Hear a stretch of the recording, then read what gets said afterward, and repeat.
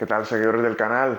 Hoy os hago este vídeo para que comentemos algo sobre las MMA que precisamente no se suele hablar mucho, que es por qué las peleas de MMA tienen asaltos. Vamos a ir viendo un poquito los inicios, porque no siempre ha sido así esto, qué es lo que fue pasando después, cuándo se introdujo y mi opinión sobre ello y sobre las dinámicas que se dan con estos cortes de la pelea por asaltos. En un principio, hace unos cuantos años, cuando las MMA no se conocían como tal, pero en Brasil y en Japón y en algunos otros países empezaban a hacer estas peleas híbridas en las que se incluían los intercambios de golpes de pie con la pelea en el suelo, no existían estas dinámicas de asaltos.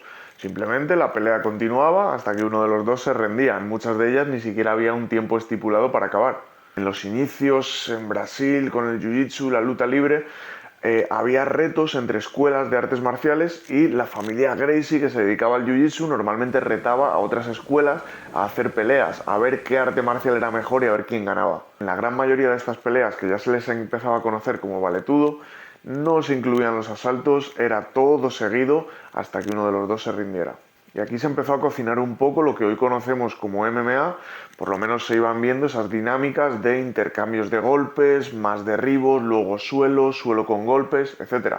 Este tipo de peleas se empezaron a hacer populares por todo el mundo. En escuelas de artes marciales ya se hablaba de estos Gracie que decían que podían vencer a cualquier estilo. Todo esto en un momento de los años 90 empezó a llevarse a Estados Unidos. Algunos miembros de la familia Gracie abrieron escuelas ahí y continuaban haciendo sus desafíos y sus retos a otras escuelas. Resumiendo mucho la historia, empezó a nacer la idea de la UFC, que era trasladar esos desafíos que hacían, pero a algo mucho más global que pudiera ver todo el mundo. Y en este primer evento de UFC y algunos de los que vendrían después, las dinámicas eran estas: no hay reglas, no hay tiempo. Toda la pelea iba de continuo y no se paraba hasta que alguno de los dos peleadores se rindiera o no pudiera continuar. Estas peleas se empezaron a hacer muy populares y causaron cierta controversia en muchos aspectos en la sociedad americana. Muchos políticos empezaron a verlo mal, se publicaban artículos en periódicos como que eso era una pelea de gladiadores salvajes, como que cómo podía estar permitido algo así. Entonces los dueños de la UFC, que habían empezado a ver que en eso había negocio, no querían lógicamente que se les cayera todo el chiringuito. Quisieron llegar a algunos acuerdos para que se permitiera seguir haciendo la UFC. Los acuerdos que tuvieron que hacer pues incluyen la implementación de una serie de normas, ponerse guantillas, los asaltos por tiempo, unos jueces, todo ello, digamos que apadrinado por las comisiones atléticas de boxeo, que eran lo que reinaban un poco de los deportes de contacto en Estados Unidos y eran como el ejemplo a seguir porque era legal y estaba normalizado por la sociedad.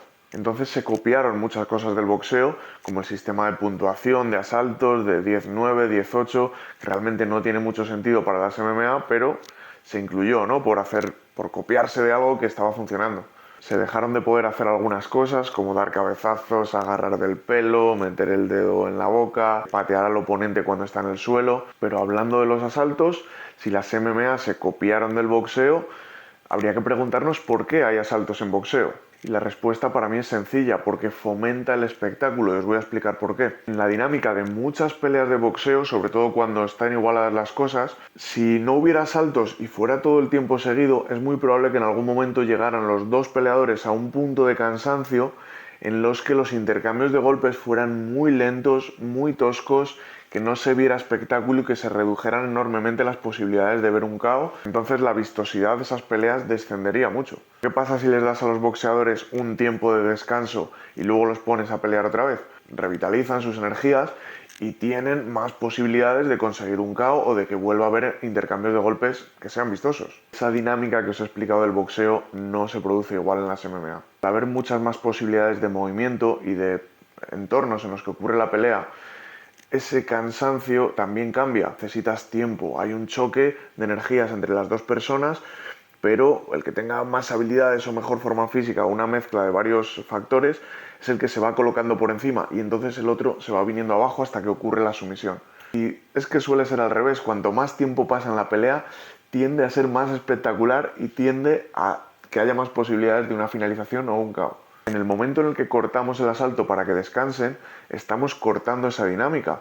Y muchas veces se ve que incluso cuando salen los luchadores al siguiente asalto, la pelea se ha ralentizado y tiene que volver a calentarse, dando lugar a peleas más lentas y a que haya menos finalizaciones. Luego también está otro factor no menos importante, que es que haciendo las peleas por asaltos siempre estás beneficiando al striker, siempre beneficias al que quiere pelear de pie. Entonces ya estás condicionando un poco a los luchadores para que sean un poco más expertos en striking. Cuando en un choque en el que no hubiera asaltos ni tiempo, si una persona se le da bien el derribo y el jiu-jitsu y consigue llevarse a la otra persona al suelo, no tendría por qué verse reiniciado o ver que la pelea vuelve a empezar de pie. Mi opinión personal es que no deberían existir los asaltos, no tienen sentido para una pelea de MMA, se hacen menos espectaculares, hay menos finalizaciones y estás beneficiando siempre al striker. Dentro del mundillo hay algunos luchadores que se han pronunciado sobre esto. Georges St-Pierre, por ejemplo, tiene también mi opinión, dice que no deberían existir los asaltos, que si quieres saber quién es el mejor de dos peleadores, pues ponlos a pelear y déjalos que peleen. Y por ejemplo, John Kavanagh, el entrenador de Conor McGregor, también dice lo mismo. También hay otras opiniones, como las de mi compañero de Eurosport y de Generación MMA, Gonzalo Campos, que dice que a él sí le gustan los asaltos, porque le da pie a que hablen con los entrenadores, cambiar de estrategias y se le hace interesante ese punto. Es respetable y también nos da algunos momentos épicos, como esa victoria de Leon Edwards, en la que su entrenador le decía en la esquina que venga, que espabilara, que hiciera algo y conseguía ese high kick. Lo cierto es que hoy en día esa implementación de reglas que ocurrió en Estados Unidos prácticamente se ha expandido a todo el mundo y todos los eventos de MMA se rigen por esas normas. Hay algunas excepciones, yo recuerdo en los años 2000 en Brasil se hicieron unos eventos que se llamaban Río Héroes y tampoco había ni reglas ni tiempo, aunque luego los cancelaron precisamente por problemas legales. Hoy en día existe también CODS, King of the Streets, que son pues peleas un poco clandestinas en las que tampoco hay tiempo y va todo seguido.